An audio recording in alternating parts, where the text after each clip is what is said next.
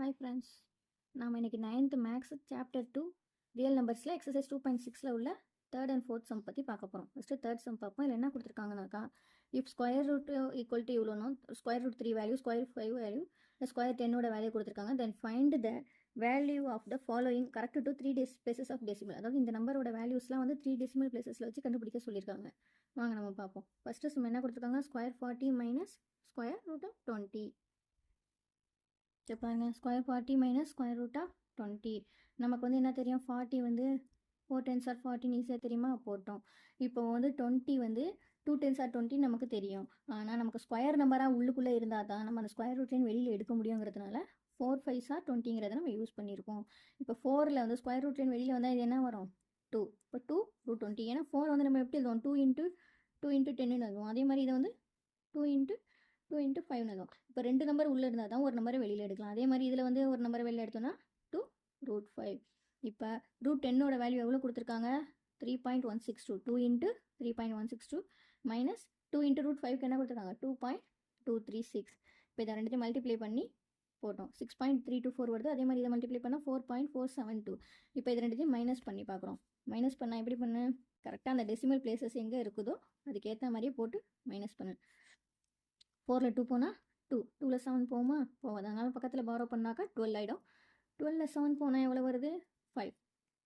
சரி, அப்போ இது 2ஆக இருக்கும். பேலன்ஸ் 1 பாரோ பண்ணுறோம். 12ல் 4 போனால் எவ்வளோ, 8. இங்கே எத்தனை இருக்கும், 5. 5ல் 4 போனால் 1.852. சரியா. Next root 30 plus root 90 minus root 8. இப்போ அதே மாதிரி ஈஸியாக நம்ம எப்படி ஸ்கொயர் ரூட் நம்பருக்கு இருக்கிற மாதிரி எடுத்துக்கணும். இப்போ வந்து 300 இருக்குது. இதை வந்து நம்ம எப்படி எழுதிக்கிறோம், ஈஸியாக 100 × 3. ஏன்னா 100ஓட ஸ்கொயர் நம்பரு 10. சரியா. அதே மாதிரி 90 வந்து 9 × 10ன்னு எடுத்துக்கிறோம். இதை வந்து 4 2s are 8 அப்படி எடுத்துக்கிறோம்.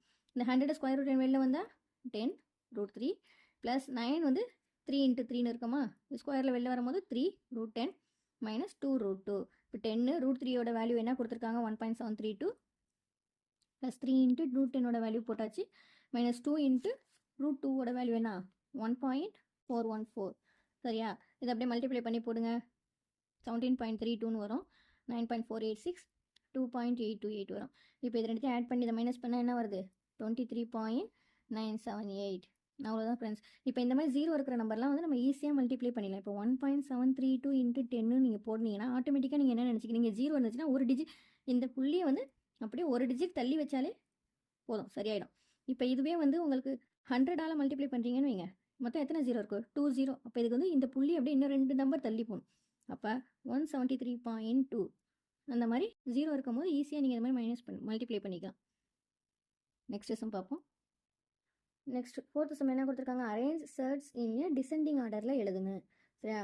இந்த மாதிரி நம்பர் கொடுத்துருக்காங்க. நம்ம டிசெண்டிங் ஆர்டர்னால் என்னன்னு தெரியும், பெரிய நம்பர்லேன்னு சின்ன நம்பர். சரியா. இந்த நம்பர் எடுத்து எழுத போகிறோம். பாருங்கள், cubic root of 5, ninth root of 4, 6th root of 3. அதாவது சேமாக இருந்துச்சுன்னா நம்மளால உடனே சொல்ல முடியும் எந்த நம்பர் சின்னது எது பெருசுன்னு சொல்லிட்டு. இந்த ரூட் வந்து டிஃப்ரெண்ட்டாக இருக்கிறதுனால எதோட வேல்யூ என்ன இருக்கும்னு நமக்கு தெரியாது.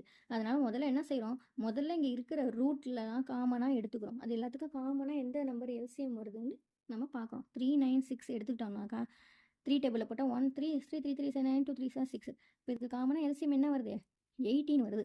அப்போ இந்த 3யோட எதை மல்டிப்ளை பண்ணால் 18 வருதுன்னு பார்க்கணும். அதை இங்கேயும் பண்ணுன்னு உள்ளார உள்ள நம்பர்லையும் பண்ணு. சரியா. இங்கே 6 3 × 6 பண்ணுறேன், இங்கே 5 × 6 பண்ணுறேன். ஸ்கொயர் 18. இது வந்து 5 வந்து 6 டைம் மல்டிப்ளை பண்ணணும். 6 டைம் மல்டிப்ளை பண்ணி இதான் 5 பவர் 6க்கு வேல்யூ என்னன்னா 5 டைம் மல்டிப்ளை 6 டைம் மல்டிப்ளை பண்ணால் இவ்வளோ வருது. இது பெருசாக வரும். நான் இதில் போட்டுவிட்டேன், நீங்கள் போட்டு ப்ராக்டிஸ் பண்ணிக்கிங்க. அதே மாதிரி 9ஓட 18 வரணும்னா 9 2ஆல் மல்டிப்ளை பண்ணுறோம். அதே மாதிரி உள்ளுக்குள்ளேயும் அது 2ஆல் ஸ்கொயர் பண்ணுறோம். இப்போ இது 18, 4 4s are 16. இப்போ இது கூட 3ஆல் மல்டிப்ளை பண்ணால் தான் 18 வரும். 3ஆல் மல்டிப்ளை பண்ணுறோம். அதே மாதிரி 3க்கும் க்யூப் போடுறோம். 3 க்யூப் எவ்வளோ, 27. இப்போ இதுலேயே நம்ம கண்டுபிடிச்சி எழுதுறோம். இதில் கண்டுபிடிச்சி எழுதும் போது எது வந்து இருக்கிறதுலையே வந்து பெரிய நம்பர், இது ஃபஸ்ட்டு. சரியா.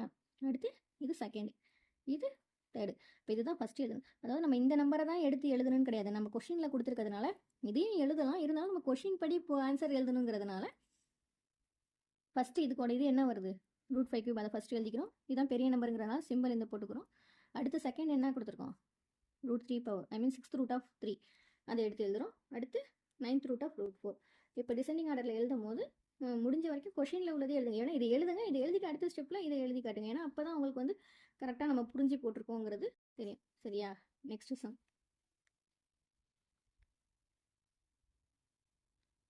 நெக்ஸ்ட் சம்மில் பாருங்கள், டபுள் ரூட் கொடுத்துருக்காங்க. சரியா? இப்போ டபுள் ரூட்னா நம்ம ஒரே ரூட்டாக ஆக்கணும்னா என்ன செய்யணும்? இது ரெண்டுத்தையும் மல்டிப்ளை பண்ணிக்கணும். இப்போ 2 3 சார் மல்டிப்ளை பண்ணி √5 போட்டிருக்கோம். 3 4 மல்டிப்ளை பண்ணி அடுத்த நம்பர் எடுத்திருக்கோம். இது வந்து இதுக்கு என்ன வேல்யூ? சும்மா வெறும் ரூட் இருந்துச்சுன்னா அதுக்கு 2 இருக்குன்னு அர்த்தம். இப்போ 2 2 சார் 4ன்னு போட்டு இந்த இதை போட்டிருக்கோம். இப்போ இது வந்து 2 3 சார் என்ன வரும்? 6 √5, இது 12 √7, இது 4 √3 வரும். இங்கேயும் டிஃப்ரெண்ட்டாக இருக்கா? அப்போ அதுக்கும் அதே மாதிரி எல்சிஎம் எடுக்கிறோம். 6க்கு 4க்கு 12க்கு எடுக்கும்போது முதல்ல 2 டேபிள் எடுக்கிறோம். 3 2 6 வருது. அப்புறம் 3 டேபிள் எடுக்கிறோம். 1 2 6 2 வருது. திரும்பி 2 டேபிள் எடுக்கணும். 1 வரைக்கும் எடுக்கலாம். சரியா? அப்போ 2 3 2 என்ன வருது டோட்டலாக? 12. இப்போ அதே மாதிரி இதோட எல்சிஎம் வந்து 12 வருது. இங்கே 12 வர வரைக்கும் என்னென்னா 6ஓட 2 மல்டிப்ளை பண்ணணும். அதே மாதிரி 5க்கும் ஸ்கொயர் பண்ணணும். ஸ்கொயர் பண்ணால் என்ன வரும்? 10 இல்லை, சாரி ஃப்ரெண்ட்ஸ், தப்பாக எழுதிட்டேன். 25. சரியா? என்ன வரும்? 25 வரும். இப்போ 7க்கு வந்து இங்கே ஏற்கனவே 12 இருக்கிறதுனால அதை அப்படியே வச்சுருக்கோம். இங்கே 4க்கு 3 மல்டிப்ளை பண்ணுறோம். அதனால 3க்கு கியூப் போடுறோம். 4 3 சார் 12, 27. இப்போ இதை டிசைனிங் ஆர்டரில் எழுதும் போது எது ஃபஸ்ட்டு? பெரிய நம்பர் எது? இதுதான் ஃபஸ்ட்டு, இது செகண்டு, இது தேர்ட். இப்போ டிசைனிங் ஆர்டரில் எப்படி எழுதுவோம்? ஃபஸ்ட்டு வேல்யூ என்ன இருக்குது? 4 √3, அதோட பெரிய நம்பர். செகண்ட் என்னவா இருக்குது? 25 √2 இருக்கா? இதோட நம்பர் என்ன? √6, ஐ மீன் 6th √5 அது எழுதியிருக்கோம். அடுத்து 12th √7. இதை வந்து நம்ம கொஷினில் எப்படி கொடுத்துருக்காங்க? டபுள் ரூட்டாக கொடுத்துருக்காங்களா? அதனால் அதே மாதிரியே எடுத்து எழுதுறோம்னாக்கா இந்த 3/4 இருக்குதுல்ல, இதோடது இங்கே என்ன வந்துச்சு? இந்த இடம் இது எது? √3. சரியா? அதே மாதிரி இந்த இது என்ன? ஐ மீன் 6th √5 வந்து இதோட இது. இப்போ இது எங்கே இருக்குது பாருங்கள், இந்த இது. அதே மாதிரி பார்த்து மேலே கொஷினில் இருக்கிற மாதிரி நம்ம எழுதிடும். ஓகேவா? Thank you friends.